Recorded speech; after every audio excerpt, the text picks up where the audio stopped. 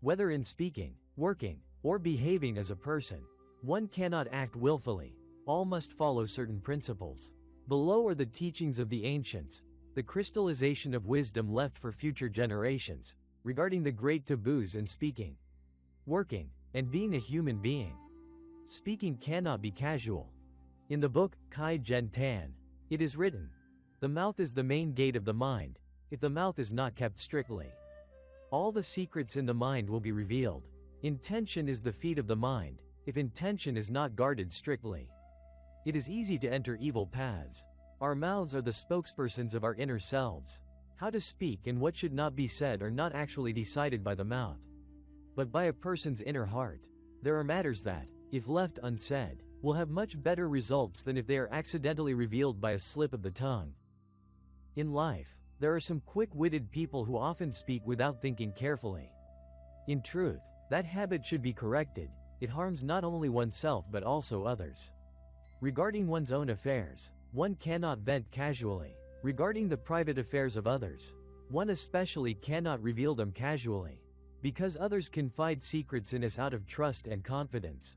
When we betray the trust of others, who will trust us in the future? When angry, if two people can quietly walk away from each other, they can communicate to understand each other's hearts once the anger subsides. But if those same two people, out of resentment, use uncontrolled and casual language that causes rage, the relationship can easily come to an end, or the conflict may even reach a peak. Humans take only 2 years to learn to speak, but a lifetime to learn how to be silent. No matter who you are, you should not speak too much when the mind is in turmoil. Wait for it to calm down and then speak slowly, if there is truly nothing to say. Keeping silent is the best way of all. Working cannot be according to one's whims. In this world, everything has a corresponding price. If a person wants to obtain a certain result, they must put in the corresponding effort. If you want to enter a prestigious school, you must exert enough effort. If you want to find a desirable job, you must have sufficient ability. A person cannot simply do whatever they want to do. Each of us has a different status. Parents are the pillars of the family and must shoulder responsibility for the family. Teachers are those who educate and train students and must be responsible for their students. Everyone has their own position and duty. That responsibility is greater than personal preference. Many times we cannot act according to our thoughts, nor can we work according to our own emotions or moods. In moments of rage, if we cannot control ourselves, we will create irreversible consequences. If we are excessively happy or sorrowful and let our actions be driven by mood, troubles will never cease. Therefore, it can be said that the mindset when working has a great impact on one's life. Whoever can control their working mindset will control their own life. Being a human cannot be arbitrary. Being a human requires conscience and minimum moral standards. The ancients emphasized caution. Even when alone, one must restrain oneself. A person, regardless of the situation, must maintain their inner heart, not doing or thinking things contrary to conscience. Once humans do things contrary to conscience, they will suffer the punishment of conscience. Many people, due to a momentary mistake, regret and lament for a lifetime. When people do something immoral, even if they are not sanctioned by law, their conscience will punish them for the rest of their lives. Those people actually still have conscience and standards. The most frightening is the type of person without minimum moral standards. No one is willing to associate with such a person because they stop at nothing to achieve their goals, causing everyone to stay away in fear. Society has rules. Being a human also has principles. Only kind-hearted people are respected and praised by others. Worldly affairs change mysteriously and unpredictably. A human life passes through several decades and then ends. Therefore, in those few short decades, living in a way so that when we grow old we do not have to regret day and night for having failed our lives is what makes life meaningful. Blank. Underscore. Blank. 3 wisdoms of human life: knowing enough, knowing when to stop, and following nature. Humans living in the world need to know what is enough, know when to stop, and know how to follow nature.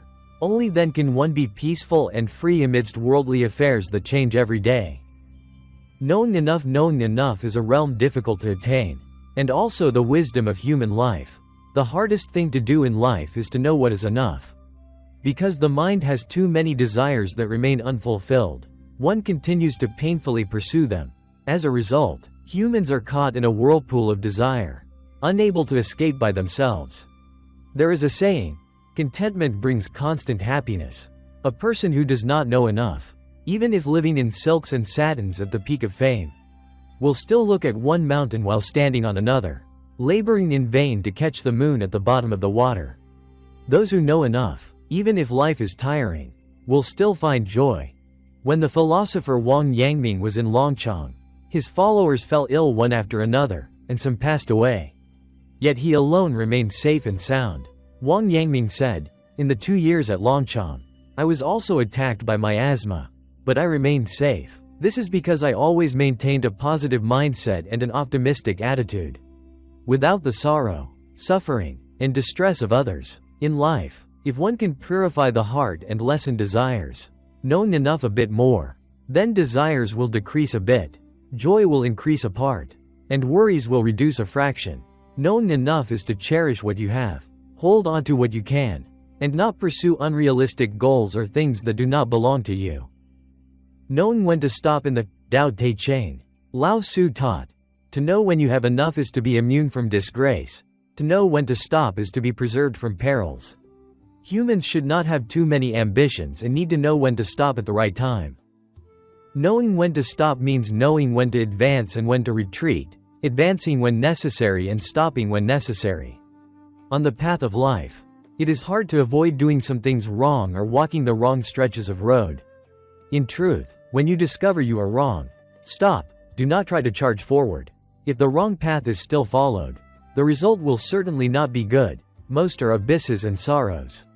Knowing when to stop is not giving up or losing. It is clearly recognizing the current situation and daring to find a new path and a better journey. Sometimes at the crossroads of life, not knowing where to go, then pause temporarily. Walking to where the water ends.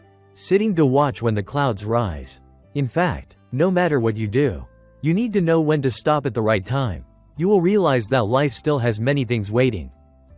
Knowing how to live according to nature. Following nature is to be at peace in any circumstance, facing everything with a calm and natural mindset. Only with such a calm heart can one make light of wealth and power, and frankly face success and failure. Previously, someone asked a Zen master what cultivation is. The Zen master replied, "When hungry, eat with a single mind. When sleepy, sleep with a single mind." The person found it strange and asked, "Others all do the same. Could it be they do not apply effort like you?" The Zen master replied, "It is not so. When they eat, they think of sleeping. When they sleep, they think of eating. As for me, when eating I only worry about eating, and when sleeping I only worry about sleeping. Therefore, it is not the same." The prosperity of the world is nothing but mist and clouds. When you see through it and think broadly, you will feel that following nature is the best state. Temporary brilliance may make people look up in awe, and temporary failure may make people startled. But life ultimately returns to tranquility. Living according to nature, humans will not be arrogant when in a high position, nor feel inferior when in a low one. In the book, Yu Song Shao Ji, a couplet is also recorded, indifferent to gain or loss. Watching the flowers bloom and fall in the front courtyard, casually coming or staying. Looking at the clouds gathering and dispersing in the sky.